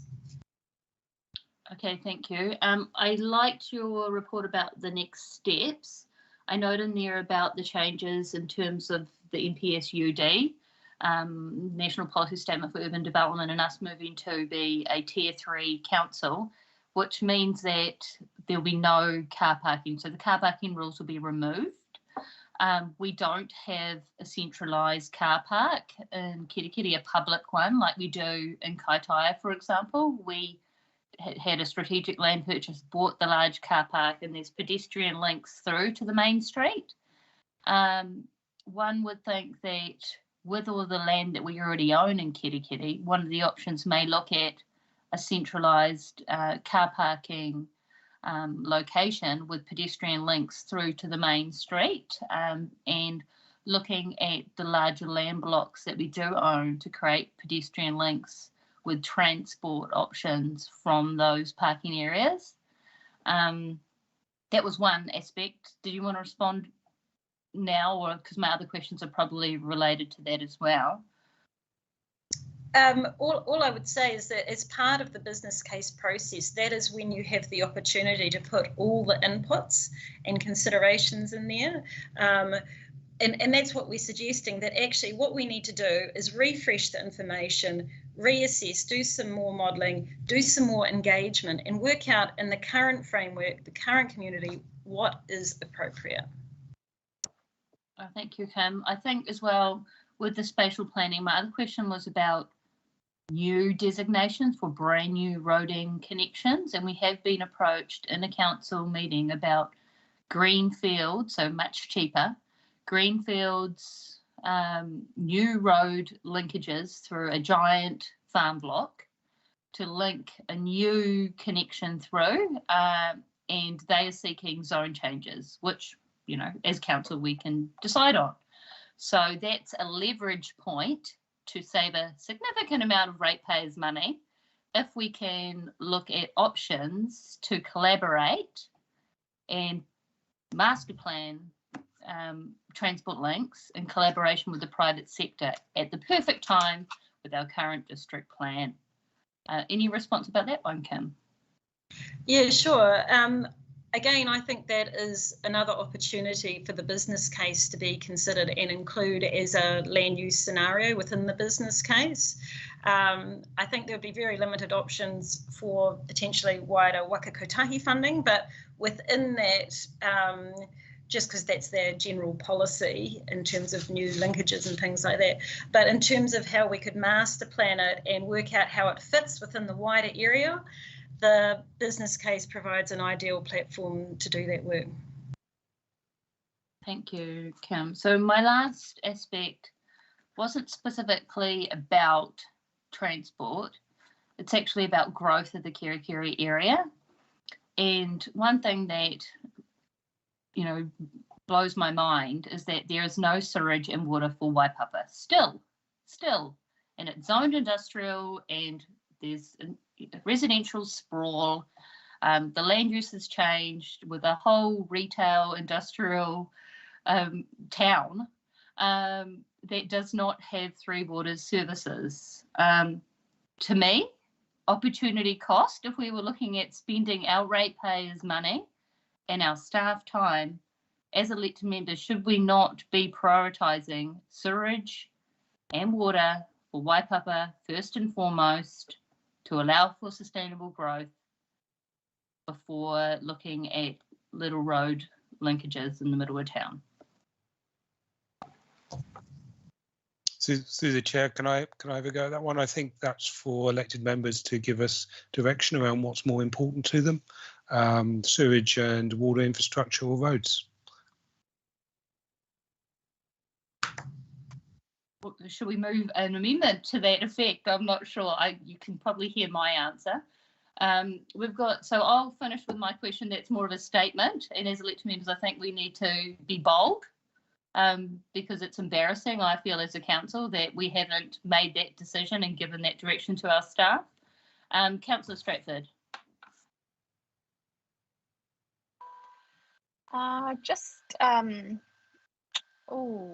Thanks everybody, all my colleagues that raised such awesome questions. pretty much everything's covered for me, but I am just wondering, is there going to be a separate report where we can interrogate a more detailed and concept and costings for the Kirikiri Ring Road, you know, as per the resolution at LTP deliberations? Because I don't feel that it's covered, you know, that I don't think the intent of this report was to address that.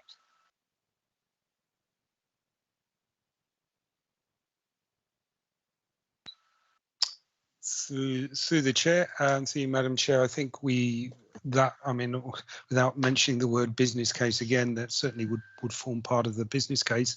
I think if there is an immediate need to do that, then we would need to obviously pull staff off continuing to develop the point of entry document to do that work. If that's a priority for you, we're happy to defer the timing of the business case, push it further back while we did some detailed estimates. That would be clearly a direction from elected members if they thought getting some greater clarity around the cost estimate was more important than progressing business cases. Thank you. Thanks for that answer, Andy. Oh, stuck. All yours, Madam Chair. Thank you, Councillor Stratford. And in the chat, I think it's been noted a number of times, this is an information report, but I think it's clear to staff and our CEO that we do need more narrative around this as elected members, and particularly how it relates to master planning and spatial planning for that area, and infrastructure priorities, and funding priorities for the infrastructure. And Councillor Smith in the chat here as well has just noted, what's the next step for elected members on this matter? Can either Kim or Andy please respond about that? Well, perhaps I just talk about the next steps from the staff perspective, and then maybe Andy might like to add to that. So from our perspective, we need to work through the point of entry process and get confirmation for funding. Following that, that will help determine the scope for the wider business case, and potentially that's when the checkpoint would be that we would come back to governance when we've scoped that up a bit more. Andy, have you got anything further to say? I think through the chair, I have picked up the feedback from elected members that they would like greater oversight around how things are progressing, and so I will talk to my team about whether we bring and the frequency of future reports back to Infrastructure Committee on this project, noting that it is a significant project for the community and elected members for Kerikeri and Waipapa. Thank you, Andy. We've got the right of reply from Councillor Court. Just to end this item, I note in the chat from our staff at Asset Management for Water and Wastewater, it'd be great if we approach this for all of our infrastructure instead of just this one thing about transport and this one thing about water. I think it's more about infrastructure in general to allow for growth. Thank you, Councillor Court. Thank you, Madam Chair, and thank you to my colleagues for what I consider to be one of the best debates I've listened to in my time in council. I just want to reflect on 1989, the year I gave birth to my son. It's the year, he's 32, I'm now a grandmother twice over. It was the year that we decided to start the process of building the new Kirikiri wastewater treatment plant. And it was the year we decided to start the conversation about the roundabout at Waipapa, both of which were delivered within the last 12 months. Big infrastructure takes time, but it runs the risk of changing priorities and changing government direction. And along the way, we lose the confidence of our communities when they don't see us walking the walk and talking the talk. Kirikiri is growing whether we like it or not. We've got a significant number of retirement villages that are complete, underway, and in the planning. Bingland is going to produce, I understand, something in the vicinity of 700 additional dwellings, all of which need to be serviced. So regardless of who lives there and whether they walk into town, they all need to be serviced. We've had presentations from other people around alternate roads. They still all lead into that bottleneck of the CBD. None of them will fix it. If we don't do something, I think Waipapa will take over from Kirikiri and Kirikiri will die because it will become strangulated. And that would be a terrible, terrible outcome. We talk about the cost, but we don't talk about the opportunity. Yes, it might cost as much as 20 million, and that's really, really high level, Kim. And man, I admire what you know in your brain. I wish I knew half of it. But we're buying a corridor to build a road, and that frees up an awful lot of surplus land which the ratepayer will own. So there's opportunity there to recoup cost. We don't talk about the economic impact on the business, the economic impact on the town. We don't talk about the emissions. And my colleague has pulled me up in the chat with a lot of chatter about jaywalking. I'm going to stand corrected. It's running the gauntlet, Mr. Edmonds. There is no pedestrian access that will get you through town. You have to run across the road. And when there's 11,000 vehicles a day on the road, that is extremely challenging. The only bright thing I can find about that is nobody's moving most of the time. So it's probably pretty safe to run across the road. So we don't talk about those things. My colleague, Councillor Smith, talked about separating out the bypass, and I'd really like to do that. But I'd like to separate that out as a standalone project that we fund ourselves.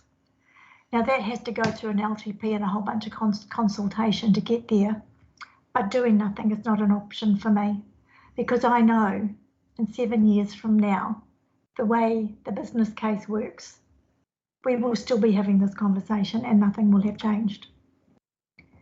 And there's a heavy price to pay for nothing changing. So I would like to consider that as an option, and I can't move that today because it's an information only report. But we've done that before, Kerry. And my time when I was chair of the community board, we wanted to do over the main street. Back then, we couldn't get past the politics of the council and they weren't going to fund it. So we said, we'll fund it ourselves, and we did. We raised, and it was only $3 million, but $3 million was probably about equal to what $20 million is today, and there were less of us to pay for it. We raised it ourselves as a targeted rate on the people of Kirikiri, and it was $7 if you were a residential connection and $27 if you were a commercial connection. Sitting around waiting for the government to fund this, it's never going to happen. In my humble opinion, I stand to be corrected. Prove me wrong. There's the challenge. My alternative is, let's ask the community, how badly do you want this? And if you really want it, fund it ourselves. Thank you, Madam Chair. Thank you, Councillor Court, and thank you to our staff today for your time and really knowledgeable information. It's really appreciated. So we have moved and seconded. Let's go to the vote. The staff are well aware that we want some more information on this and maybe some more workshops, because it's quite animated, these discussions, and I'm pretty sure in a workshop environment we could thrash some options out. So I'm for the information report. And Deputy Leanne Court? Opposed. Opposed. Councillor Collard? You're on mute.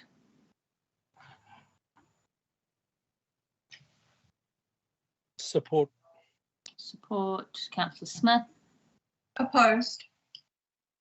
Opposed. Councillor Stratford? Aye. Councillor Vucic?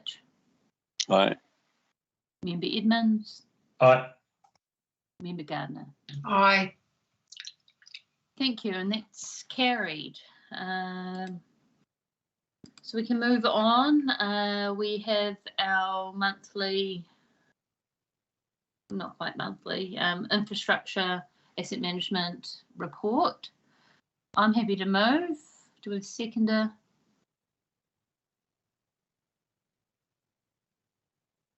Aye. That was Councillor Booster, I think, three-way race.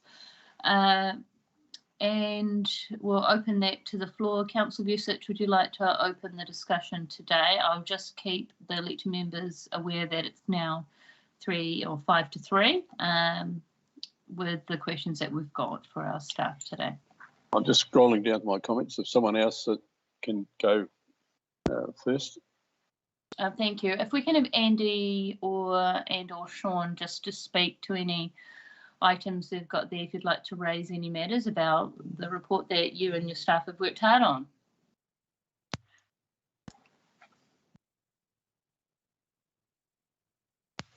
Through you, Madam Chair, thank you for that. I think the report is taken, will be taken as read. It is September. It is September's version, and that's just as a result of the timing of drafting the reports. I think the issue we're still, interestingly, this week we have had a meeting just to look at how we can streamline this a little. And I know a number of elected members have been interviewed around their views of the content of the report and the structure. So just really an update that we are still looking at how that will look like going forward. But happy to take any questions, and I do have a number of members of staff online who may be able to respond to most of the questions you raised today. Thank you.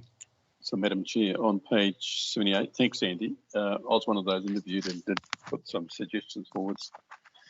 And in terms of how we can lay this report out to be more efficient for staff and specific for elected members.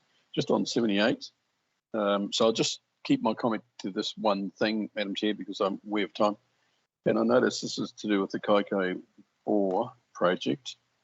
It is in the red. It looks like it's going to be a year late, but it talks about the 350 cubic meters per day, which is lower than expected.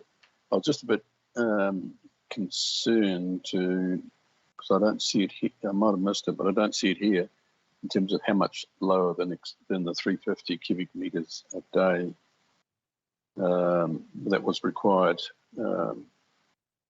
That was expected, should we say, because at 4 litres a second, it's actually hardly much water. So sure, it's 350 cubic a day. I just don't think it's going to cut a reliable supply in a 2019 type drought as we had before. Through the chair, Helen, did you want to, or Glenn, did you want to comment? I'm happy to talk if you want, Glenn. Apologies, I did just miss a little moment of that. I did have to take a very short bio break. My apologies. So I came into the end of that, and I'm guessing we're talking Monument Hill. Yes. Yeah, the Monument Hill 4. Yeah, I was just concerned about the very low flow there, and I'm just thinking that, and it's also a year late, so I'm just worried about, should we face another 2019 type drought, then we'll hear about climate change and getting drier and getting wetter and all that sort of stuff. I'm just wondering if we can actually survive a drought with that little flow to add to the mix. Do you want to respond, Glenn, or do you want me to? Yes, I'm happy to. Through the chair, the Deep Bore Monument Hill project was to add to the resilience of Kaikoura. It was never at any point going to provide the additional source volume that would see us through a repeat of the 2019-20 drought. In terms of the source volume that we're going to get from this, you are correct, it is less than we had anticipated. And we did consider about, was there viability for this project, and we quickly came to the conclusion that it most definitely was. We do have additional source through this, but more importantly, what it enables us to do is to use those 3 bores, this additional one and the 2 existing, to actually balance it a lot better. So we actually get more consistent flow through a longer period of time. An added value to this is it actually does help the environment and that water take underneath. So the good work that's been done with the trust in that area, they at this point in time seem really excited, perhaps is too high a word, but they're really pleased with the outcome that this will provide. So it most definitely is, and it will be on track for, obviously we're in the summer, but it'll be on track for the following summer. The piece that you'd be probably interested in is how can we deal with the 2019 drought going forward for Kaikoura. So we've got this, but what we've also got on the books, of course, is the additional water source through the Maitau, the Te Takura Trust project. And with that volume of water coming on, that will provide Kaikoura's resilience. Thank you. And that'll do me, Madam Chair. Thank you. We've got Councillor Smith next, and then I have a question as well if Councillor Smith doesn't ask my same question. Thank you, Councillor Foy. Unfortunately, I think I will disappoint you today because Andy's team have done a fantastic job of responding to all of my questions that I put in advance. So I just want to thank you, Andy, for turning those around in 36 hours. On the back of the conversation that we have just had, however, and the conversation that we had this morning at Strategy and Policy around the district plan, I'd really like to flag that the infrastructure planning portion of this report is leaving me wanting, and I think that there are some areas for opportunity for improvement. Something specific that I would like to see in here going forward is how we are looking to address the proposal of the district plan to increase densification and planning to meet that. I'm looking for some governance comfort that we have got that, and I've had that conversation with our CEO. I know that that will be in hand. However, I see this as the prime mechanism to ensure that we can gain that comfort. So some linkage into our district planning and the infrastructure planning side of things would be great. Thank you. I also note on page 38 of the infrastructure planning, the first page, staff continue to work with NTA to hand over the integrated transport strategy for operational implementation and to evaluate the impacts of NZTA's lower than expected funding subsidy approval on the transport program. That's an excellent comment to have in there, and it would be fantastic to have that expanded on in terms of progress going forward as well, just so that we can understand what that is looking like and keep some governance comfort that the wheels are still turning and that we are proactively moving forward on behalf of our communities. Thank you, Madam Chair. Those are my points.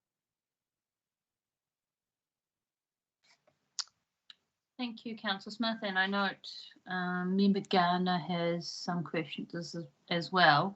I've just got one question that you didn't ask, and then I'll take the question from Member Gardner. So, in probably every single infrastructure committee, I'll probably ask the similar questions every time about Project Darwin. And how that links to our strategy, which is our imminent district plan that's now clear to become operative in May 2022. I just wanted to get clarity from reading this update about what Project Darwin is, because I just haven't got it clear here. Helen and the asset managers have said they're doing reports currently on reticulation capacity and wastewater treatment capacity for our systems. I'm guessing that means all of our wastewater systems as well as our water treatment plants and the reticulation for those as well. However, when I read this report about Project Darwin, it says that the first stage, which I don't know what you're doing in the first stage, is to come online in 2024. And I don't know what that means. Like, I don't know what data cleansing means. I don't know how this relates to latent capacity, planning for growth, having the data around changing areas of benefit, and having a connections policy so that people know if they can connect or not, and if they're in the area of benefit or not, and changing the area of benefit if it's logical to allow for growth or not. Thank you, Andy. Through the chair, thank you for those questions. I will confirm there is a full paper on programme Darwin scheduled for the either the 14th or 16th of December, the split council meeting, and that should answer all your questions around where we are, the progress of where we're going. The timing you've flagged is indicative of where we potentially could be in terms of requests of additional funding in council, but in the meantime the team are looking at whether we can do some approximate calculations around headroom for our water and to a lesser extent our wastewater treatment plants to identify where there is and the extent of any headroom between demand and the ability to supply, noting that there are peaks in demand in the summer when the tourists arrive, and we need to think about to what extent we sweat our wastewater and water assets to meet that peak demand.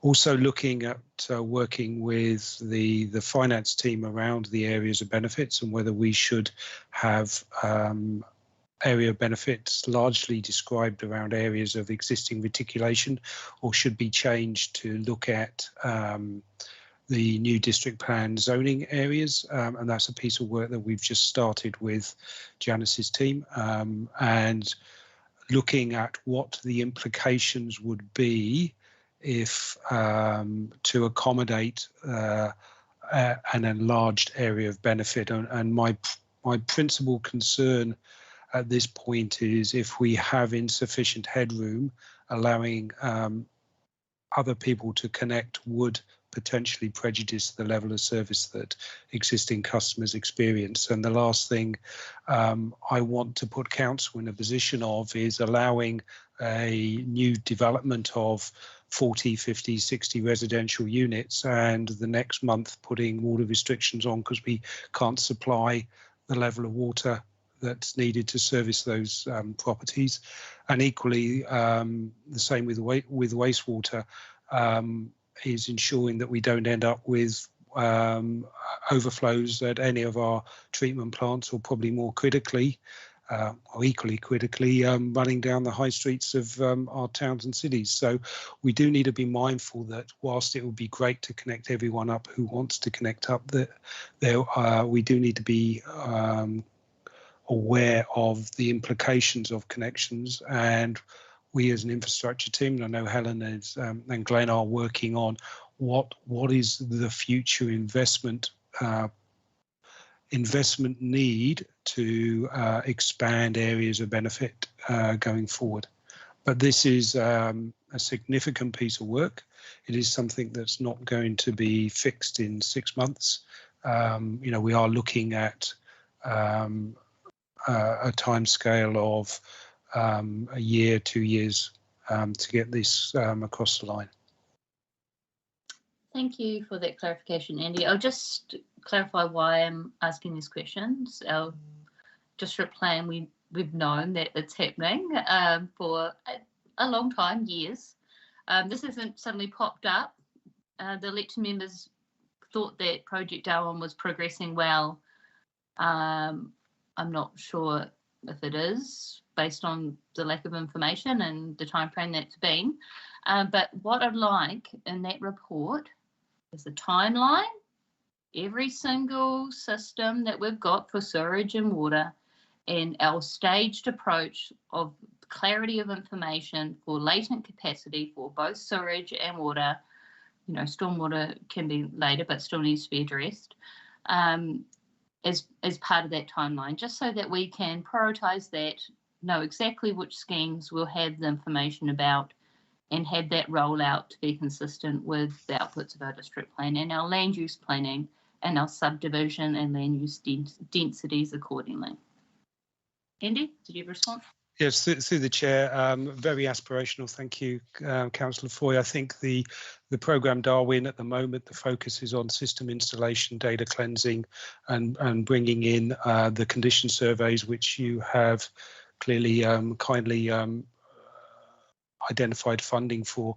Once the system is operational, the software is operational, and the existing data is being cleansed and loaded into the system, that information that you've now requested will follow on from that. The timing of that will depend on your decision at council around funding in December. Thank you.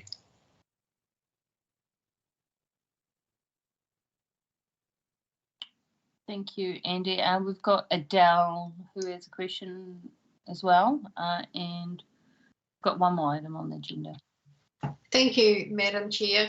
I just want to draw your attention to page 99 on the last item there, about the sewage disposal to land at the Kaitaia Golf Club. Thank you very much. That's awesome, and I'm sure the golf club would absolutely welcome this in the future because their course gets really dry in the summer. So with the stage 2, is this sort of a bit of a timeline, or is that 2 months up next month, or when can we see some reports coming along on that? Thank you. Thank you, Member Gardner. I will let Helen talk to that, but I'd also just remind elected members that we do have a disposal for land workshop coming early December, I think the 1st. And we can explore not only this site, but all the others that we're working on. But Helen, would you like to answer the specific question?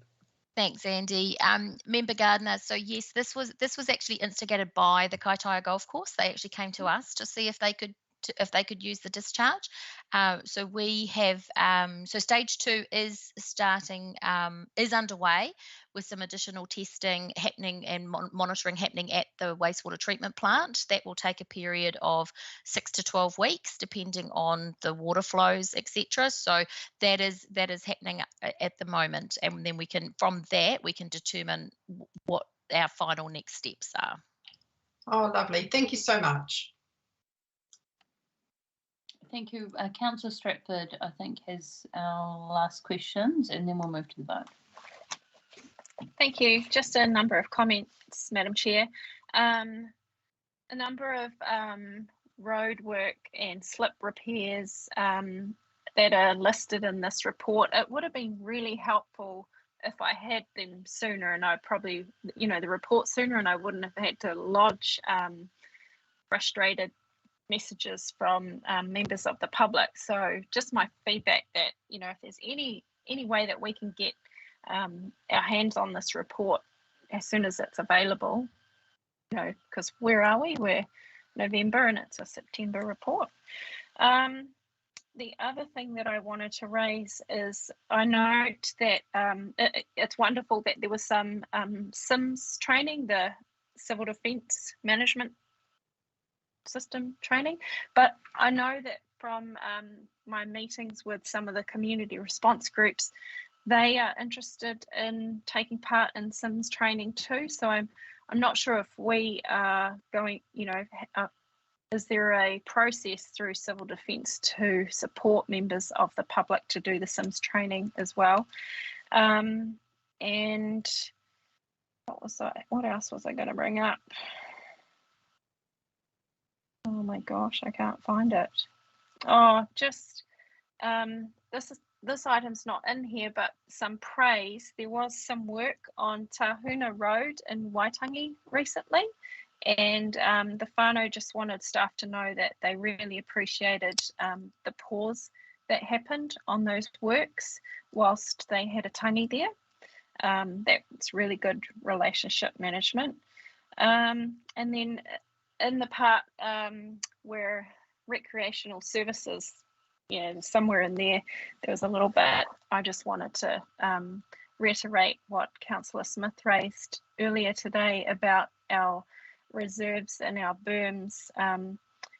The weather's really warm at the moment and we've had some good rain, but our service is behind schedule, and I think it wouldn't hurt to put some, proactive messaging out to the public that and we've done it in previous years. We've put a picture up on FNDC's Facebook with the grass all overgrown and an explanation that this is what happens when it's warm.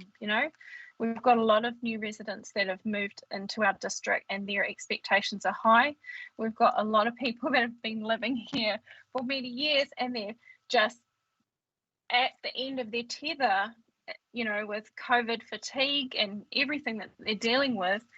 They really, I think the lawns being mowed or not mowed is just the final thing for some people. And I just wanted to, I mentioned it to Steve Mutton and I hadn't actually said it to anyone here that, if we can find ways to bring joy, I think it's through mowing the lawns more frequently.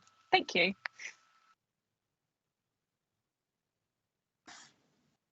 Thank you, Councillor Stratford, and some positives there. Well done to the staff. So we can now move to the vote and then move to our last item. I'm in favour. Deputy Mayor in Court. In favour. Councillor Collard. In favour. Councillor Smith. Support. Councillor Stratford. Aye. Councillor Vusic. Aye. Member Gardner. Aye. Thank you. And we've got our last item, the action sheet. Do we have a mover for that? Happy to move, Madam Chair. Thank you, Councillor Smith. Seconder. I can second. Happy to second. Do we need to move this if there's no action sheet? Yes.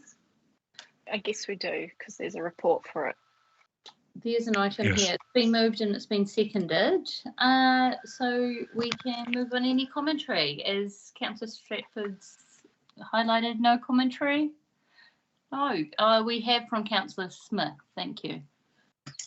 Thank you, Madam Chair. Perhaps just a cheeky plug to reiterate that maybe we're either working too hard or not enough to have no outstanding resolutions on our action sheet. So perhaps a goal for the committee next year, make sure we've got something on our action sheet.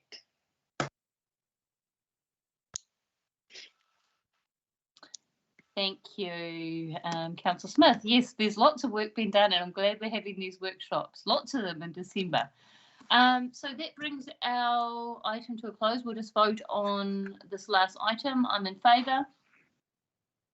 In favour. Thank you, Councillor in Court. Favour. Councillor Smith. Support. Councillor Stratford. Aye. Councillor Vusic. Aye. Member Gardner.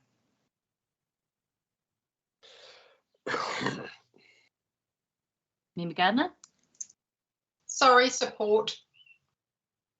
Thank you. So with that, our agenda comes to a close and thank you for your debate today. We look forward to the number of workshops that we're having. And if we can please have our karakia from Councillor Smith to end our day of committees. Absolutely. Kia ora, Madam Chair. E noi tātou. Kia hora te marino, kia whakapapa poinamu te moana. Hei huarahi mā tātou e te rangi nei. Aroha atu, aroha mai, tātou e tātou katoa. Hui e, tākie. Take care. Kia ora. Aki te.